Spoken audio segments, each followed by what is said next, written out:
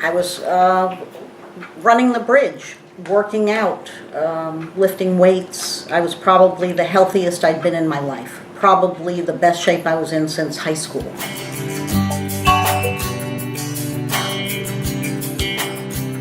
I was diagnosed with very severe aplastic anemia, the worst it can be. You could tell the urgency in the doctors' faces when they ran my CBC. My blood counts were virtually zero. My white cells were zero, my hemoglobin was under 5, and my platelets were 0. They called in an oncologist, and I happened to get the right guy, and he was not going to try to treat me. And he said, "You need to go to Washington."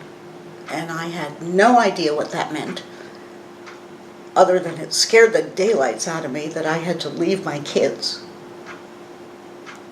And Dr. Young, who is my doctor, who is the guru of aplastic anemia in the world, without exaggeration, was my doctor. And he came into the room and he looked at me and said that I had about a 50% shot of making it. And when you're told that you might not survive, and it's in such a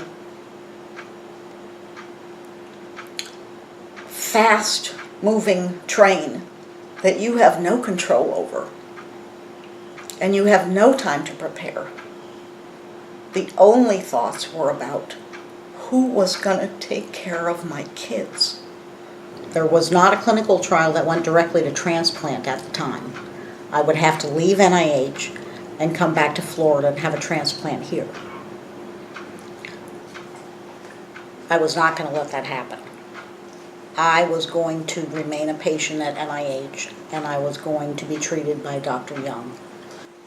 The support system I had, because I didn't have a lot. Nobody saw me go through the initial treatment at NIH. I was there by myself. I just got through day by day. I got back to life. I got back to my kids and school and PTA and didn't dwell. Whatever was going to happen was going to happen, and I had no control over it. Hope. That's what means the most to me.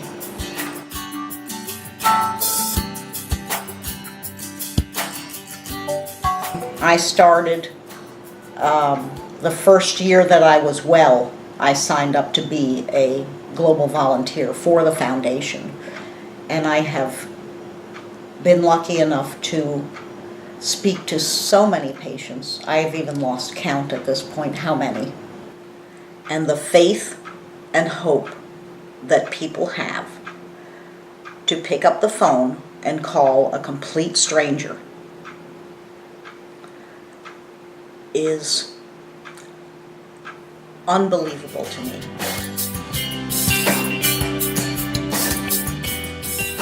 In 2006, my son had brought our family into the racing business, which is where I got to do the awareness campaign for aplastic anemia and the foundation on the race cars. Got the vinyl on the car, got pictures taken, and got the information read over the air during the race on TV. So that was pretty exciting.